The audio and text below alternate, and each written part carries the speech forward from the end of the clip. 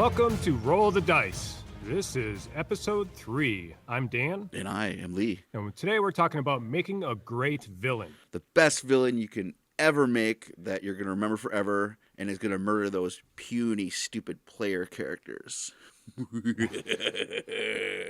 Or hopefully it doesn't get murdered right away by them. That's probably what happens. You come up with this awesome idea and they give them cool powers and stuff, and then they just get killed in their first encounter. That's usually how it goes. Yeah, sometimes. Then you have to use your secondary villain to take them down. I was going to start with asking you what your favorite villain was from a movie. Does it have to be from a movie? Because I actually came up with one from a TV series, so it doesn't have to be from... Thank you, yeah. Fargo, Season 1. I don't know if you've watched that at all. I have not. Lauren Malvo, played by Billy Bob Thornton, is an awesome, creepy villain guy. And what makes him great is, well, he's a hitman, but his characteristics are he's very manipulative, charismatic, quiet, sinister. He can change who he is. Like he's very intelligent, so he can change his character when he needs to. He has a silly haircut and can put on silly glasses, so that way he's not seen as a bad guy. He can read people really well and has a dark sense of humor. And he's really good at killing, too. So he's not just... yeah, he's a strong character, but also extremely intelligent. And that's what I really like in a villain. Okay. From a TV series, I picked a couple, so we can talk about a couple of them. But the first one that I had, and I forgot it for a while, so I had to pick a second one, but now I remember it, was the smoking man from X-Files. Yeah, that's a good one. And the reason I like him is because he has an agenda, and he's obviously an antagonist for the heroes, but he's not always the forefront of every episode. He works in the shadows. You don't know what he's up to. It's great. And I wanted to pick something else too, that a villain that the movie Aliens, I thought had great villains in it, because technically the corporation is probably the main antagonist in a way, but the aliens themselves could be a great villain too. Yeah. And I wanted to pick a villain that was more of a monster and less of a person. So we can talk about the differences there as well. Oh, but people are even worse monsters. But that may be true. But very true. Your characters are going to have to deal with monsters as well. So now let's talk. Well, actually, I wanted to ask you too about do you remember your favorite villain that you had to fight in a tabletop or RPG that you played? It's really hard for me to answer that because I've been running games forever and I rarely get to ever play, to be honest. And I'm trying to remember back when I was able to play characters and who my adversaries were. I really can't think of any, to be honest, that were memorable at all. I have one that I remember, but I think this might become a different episode too later on, but I wanted to talk a little bit about it. Player characters that become the villains of the game. Are you talking about, is it Ed? It was Ed. Aaron's character became undead. The Manitou in him that was taking over his character, and when he didn't have control of himself, the Manitou did such horrible things that my character that I was playing was conflicted how to deal with it, because he was a friend and he was a player character. I mean, we did a lot together to save the world. Yeah. But now that he had died, he would do horrible, horrible things and wake up and be like, I don't remember this. And my character was conflicted because I'm like, I can't kill him because he's here and he's doing good, but every once in a while he does bad, and I didn't know what to do, and the conflict that I had in that made that great, and the conflict I had with your character as well about it, created such a good game. Yeah, it was a really good game. So we're talking about Deadlands, and when Dan said Manitou, that means basically Aaron's character turned undead. He came back to life and has a demon inside of him, and they're fighting over control of Ed's body. And sometimes that demon comes out and will be a demon, wreak havoc, then all of a sudden snap out of it, and Ed is back like, what did I do? Oh no, I've severed fingers in my pocket, don't I? Oh geez, what did I do? Yeah, that what made it for a really fun villain. And then when Aaron stopped playing, I think Jim continued to play Ed as the villain, or as the main villain, and going through, and we were basically trying to stop him. While it wasn't an epic adventure, we weren't saving the world. We really weren't, No, Dan. I wanted to start getting into, and I'm hoping like the things that make a good villain. Yeah, I think we talked a little about it, but I'm gonna let you start with that. Do you, sure, I know. okay, go ahead. And you already touched base on it. I like villains that are not clear cut. I am evil, and that is my only characteristic. Is yes, Ed was a good example because it went back and forth. He was more of a gray type of a character that you didn't know what was going to happen, and so dealing with that was really interesting. And dealing with villains that maybe they were once good and changed to the bad side, but they have reasons for doing that. They have their own motivation, and then you can see that as, oh, I understand. Maybe you were a good person, but something tragic happened in your life. Your family was killed, and now you don't care anymore, and you're just going to wipe out anyone that gets in your way as revenge. Yeah, now So you become yeah, the villain. we're starting with a clear goal for that villain. Yeah, I guess when you're building a villain, I guess we're going back a little bit of story idea. So you have a cool idea, but then you're like, all right, well, who are the players up against? A villain. So how did the villain come to be? What kind of a person are they? What motivates them? What's their end goal? You have to ask yourself all these questions, and that will really narrow it down to what type of villain you're gonna make.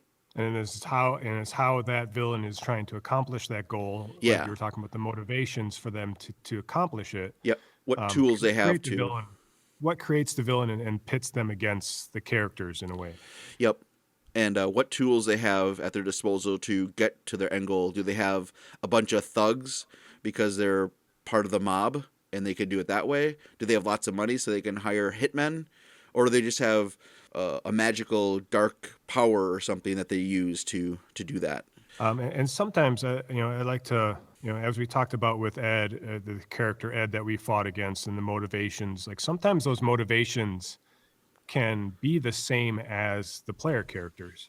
Of course. You both want to save the kingdom, or you're both trying to save the world. You're both, it could be the similar. It's just how they go about it.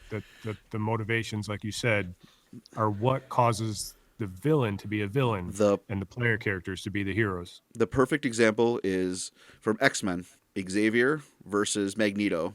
They both want the same thing. They both want to help mutants. One of them wants to show the humans that, look, mutants can be good too. And then the other one wants to show, yes, are more powerful. We're just going to get rid of the humans or make them into mutants so they understand that we are the next step in evolution. Yeah, and if it's possible, I mean, I think a lot of people will sympathize with Magneto, Yes. because in some ways he's not the horrible villain he can be, No. but there's Sometimes he'll also go, times he helps out and he helps the heroes yes. to accomplish things. Because the humans are the villains at this point. They're more sinister than Magneto at this point in whatever story is being told. No, Uh, definitely. So, okay, so you want to make a villain. What a really good idea is to, when you're making a character, is basically the same thing. Look at their strengths and then their flaws as well as people, as characters. Another really good tool is to steal. If there's an awesome yes. villain that you really like from a movie or novel, copy. It's really cool. So that way you already have an idea on how to speak like them and how they act. If you've already seen them in a TV show or something like that, you can take stuff from them and try to make it your own, of course. But if you're brand new, nothing wrong with stealing and having a fun time doing that. And I think stealing is something you can do too if you're having a hard time creating a villain. Yeah, We said this about stealing for creating a world, an adventure. It's okay to steal, and a villain, you can do the same thing. If you need something for that day, and you just watched a movie and saw a villain that you liked, just steal them and put them in, put them in the game or put them in the campaign if you need to. definitely want to give them a flaw. Of course, Yeah, they can't just I be I think overpowering. yeah, flaws have to be there for villains. I think to create a great villain, Hmm. and it doesn't necessarily have to be so obvious too. I think that is something that the characters have to discover or can discover, because that's might be the way they're going to defeat the villain. So you don't Sure. want to just show off the flaw right away. Yeah, and by flaw, I mean character flaw, not necessarily a weakness like a silver bullet or something like that. That's not Yeah, what I'm meaning. An example could be maybe you have this. I'll go back to the maybe an evil wizard or something because that's easy. yeah, An evil wizard wants to take over the kingdom. The heroes don't know why at this point. They just know that there's this evil, maniacal villain, and through story, maybe Maybe the heroes find a journal of the evil wizard somewhere, and they read that, oh, his family was killed by a fire, by accident, by randomness, and now he's distraught. And he started to learn more and more magic to try to bring his family back from the dead, but couldn't for some reason, and now just doesn't care and wants to take everyone out. And so that maybe the characters can use that flaw to actually help the villain out instead. I mean, it all depends on how you roleplay that. Yeah, it's true. I mean, they could help him bring back his family, which Or yeah, there's that. yeah, or could cause more problems. But could, or just talk to him and have him grieve with someone. Maybe he had no one to talk to and just built up this anger because he was all alone in the woods or something. Who knows? You can come up with whatever, but that's a more complex villain instead of just a crazy wizard. It also gives the player characters more to interact with when they're playing. Yep. I mean, so if you just have a bad villain and it's like you have to go there and defeat them, just go to the castle and defeat them or whatever. Yeah. It's kind of like a one-track campaign. Yep. But if you have these journals, there's a family.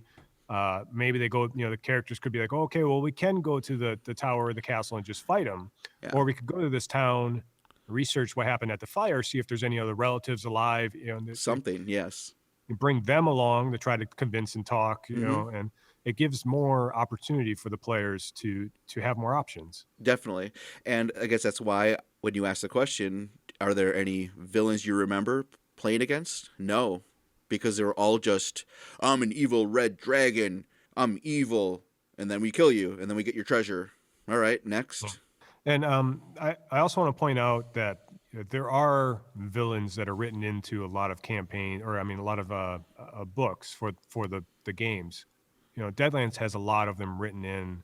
I'm sure there's some in D&D and all the other games that you can kind of reference and use. I wouldn't say pit the characters against them right away, but maybe they're the influence to what's happening. That's a cool idea. And eventually, when the characters grow, you could throw them against them.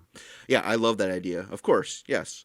You're not going to go against the big bad of the campaign of the story. Immediately he'd get squashed. Yeah. But you start poking around there, start figuring out what they're about and leveling up, of course. and then maybe go after them and then get your ass kicked by them. Yeah. And that kind of leads to my other point that I had written down was the challenging for the players to beat and confront. Mm-hmm. It's not necessarily that the main bad guy will be really, really hard to fight, but they might be really hard to find who it is and really hard for them to discover how to confront this person or find proof that this person is the bad guy or the villain. Sure. That's awesome point, because what type of villain is it? Is it someone that's always in the shadows? Is it even like maybe a computer program or something in a sci-fi campaign that you just can't track this bad guy down or get rid of him? Or is it just ultra powerful, armored, awesome thug guy, whatever, that like, all right, he's got shields and armor and we can't even hurt him. How do we get around that? Yeah. I mean, that's a good point. Like, sometimes it is a guy you just have to fight, but you just don't know how to get past their defenses for a while. Yep. I wanted to talk about, I guess, the difference between a monster and a person. As you, because I brought up the aliens as a suggestion. What do you call it? I brought up the aliens as a demonstration, I guess, to why a monster can also be a great villain, because it's not that you're just going and fighting these aliens. In the movie, they're not just showing up there and saying, let's fight these aliens, and once we kill them all, we're done. It's they show up and the aliens prevent them from doing what they were doing. They show up and start killing them, and the reasons is because they have a clear goal. I mean, the aliens are eating to survive, but they're also using them to create more of them. And there's a queen there, and the queen would be the big bad villain, but the queen has an agenda. But even then, sometimes the aliens aren't just killing the humans off because they want to use them for incubation. Yeah. In another alien movie, you find out if someone has an alien in them, they won't kill them. So, I mean, a player could use that if they're like, oh, well, I have an alien in me. I might as well use this against them. Yeah, and that's what goes to challenging and characters figuring out a flaw in the villain, and that was a really good one. If you're infected, they're not going to kill you. Okay, you can use that to your advantage for a little bit until you die from it, but it's still an advantage. What's also good about the aliens is they're a hive, not necessarily a hive mind, but they act together like a Mhm. pack, I should say, and they swarm and they're almost relentless. And almost everything you do against them can hurt you. You shoot them with a shotgun, and you get sprayed with their acid blood. They can crawl on the ceilings. They are black. They're hard to see in the darkness, and they're really freaking fast and deadly. And they They keep have a making more lot, and more a of them. lot of traits that is better for them than flaws that they have. Yeah. Well, and these are just straight up monsters. So that's good to say is when you're starting a new campaign, just have bad guys, and that's fine too. I guess we were talking about making a great villain, so that's why we want to give them human characteristics. But with the alien, just the regular ones, they really don't have any. You can't reason They with them. don't, You but can't talk with them. I think what the aliens do show is if you're doing a campaign and you're like, we're just going to do this adventure where you Yeah. have to go in this cave and find the treasure from the troll. Yep. Perfect. If you give the troll and the dungeon a storyline and give that troll some goals, and I mean, just it doesn't have to be a lot, Yeah. but a reason for it to be there, why the troll is there and what it's doing, why it has the treasure, give it a little more storyline to it than Hmm. just there's a troll in there and there's a magic sword. Just add a little bit more here and there. Why is the troll stealing these weapons? Because he's lonely and has a bunch of maybe other troll creatures or something that are his minions, or has like a horde of spiders. Who knows? But definitely try to make it a little bit more interesting than just a normal hack and slash. You have an idea for your villain maybe in your head. Maybe it's like a Darth Vader type of character, but right now Darth Vader is just from episode 4. He's just the enforcer tough guy that you can't defeat and has armor, but then you start changing that villain to maybe something that you might not have thought about before. So I like the idea of always, like, you have a solid idea when you start, but then molding it, and if any, even when you get ideas or backstories from your player characters, change it. So maybe add, all right, this villain actually killed that character's family, to have it meld together to incorporate them into the story too. And at the same Right. time, then I never really write down exactly what power sets they have or stats of any kind, because then that way, if they actually do encounter them, you can raise it or lower it depending on what happened. You have an idea, and so maybe like, all right, I know they're going to be a really physically strong character. They have lots of muscles and have good armor. Maybe they're dumb, or maybe they're being controlled by evil magic. So you have an idea on how to give them what type of weapons they have and what underlings they have. And I think that leads a good point too. If you don't give the villain a stat, but you want him to be powerful, and the player characters do meet up with Yep. him, and they might roll really, really high to Yeah. finish him off in an arm wrestling match or whatever. Or It's whatever. Yeah. whatever it is, and you might even fudge the roll and say, well, Yeah. he breaks out and he gets away. Yep. Or Suddenly the characters are like, well, how strong is this guy? exactly. Now they don't know. They don't know what the armor class is or what it takes to hit him or even damage him whatsoever. Another good thing is, maybe they encounter him too early before you wanted to reveal this villain, and say she has an amulet. You just can make up something like, oh, she has a teleportation amulet to get out of there, so not to die. Like maybe the heroes got the jump on her. With their good role playing, they were able to do this. So you're like, all right, I'll give them a chance, but also to show that the villain, is really powerful too. So now they're questioning, oh, what have we gotten ourselves into? And it also walks the fine line of still giving the players their Yeah. success on the roll, but still not letting them murder your villain And keep just the story because of a going. successful high roll. But you still Yep. want to be able to give them Something. something. Yeah. And also, if they rolled awesomely on their attack, maybe a big scar across the villain's face. So then, and now the villain knows, oh, I know who these heroes are now, and now you've made an enemy of me. Haha, or something. Give them a reward, of course, if you roll really well. Something that's I find really difficult to do with a villain is incorporate them, or not incorporate them. Talk to the heroes What I mean is, like in a story or in a TV show or a movie, you are watching the villain scenes without the heroes present. So the villains are talking to their lieutenants or their monologue, and they're telling the audience what their motives are and their plots. When role playing is really difficult is you have a group of heroes, and then you have this big bad evil person, villain, antagonist. The heroes don't know what the motivations are for this villain are at all until usually the very end, when they monologue and tell, Yeah.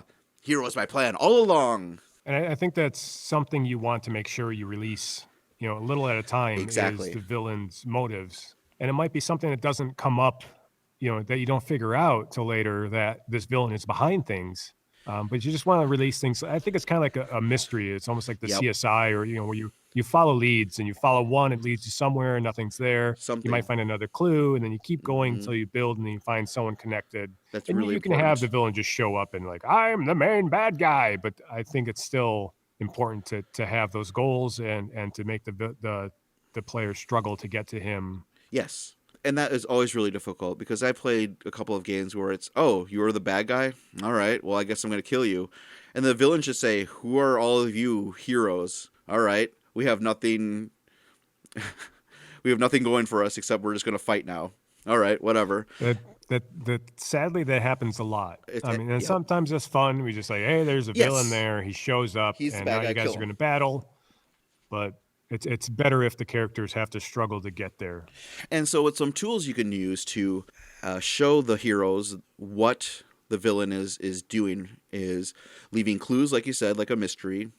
Maybe dream sequences also might be good, depending on the villain and what the power sets are. Maybe there's an amulet or something that is controlling the bad guy, and the heroes find a chunk of it or a piece of it, and now they're connected to the bad guy so they can see what's going on. That's cheesy, but it's an idea. You can do whatever you want with that. Capturing NPC villain sergeants or whatever, and talking to them, intimidating them to tell them, what do you know? What is the bad guy planning on doing? Or even actually the villain showing up. Uh, Even like maybe some the third episode or whatever of you playing, he's like, all right, I'm going to take care of these bad guys myself. You've wiped out a couple of my minions. I'm going to take it into my own hands and maybe kick the characters' asses. Don't kill them outright because it's not fair. You want to give them a chance maybe to do something awesome. Capture them maybe so that way they're in the lair of the bad guy, and now they can see what's going on. Maybe they can see, oh, they're shipping a lot of drugs, or they're making a bunch of minions out of, they're making trolls or something. So those are all tools. manufacturing trolls. They've got a troll factory. They're high on meth. So I guess those couple tools. But yeah, definitely think about how to get the villain into the story, talking to the characters, or the characters knowing what the villain's all about, instead of just showing up at the very end and saying, "I'm the big bad guy, kill me." And it's also, it's fun to try to bring the villain in a certain way. When I try to think about movies or if I'm trying to write a movie, you want to introduce characters a certain way. So if you introduce the villain, Hmm. it should be a good introduction. Yeah, definitely make it memorable. Make it memorable how they come in. Either they kick the player characters' butts. Or if Um, there's a person you don't like in the group, have them kill that person right away and then laugh. Ha! No I'm kidding. Actually, I'm just thinking about that. That would actually be kind of cool if you talk to a character, a player, your friend right away and say, "Hey, I got an idea.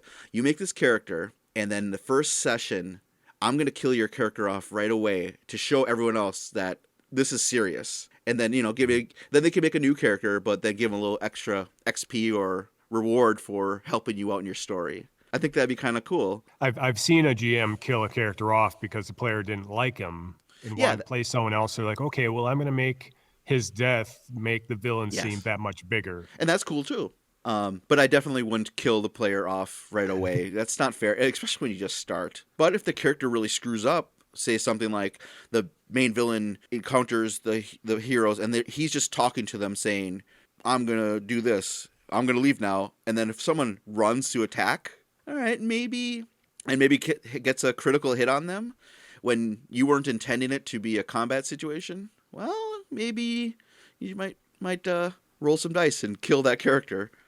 It's up to you. If you As want long to as be, it's not the first game and they're really attached to this character. it all depends. Yep, what you want to do, what type of GM you are. Yeah.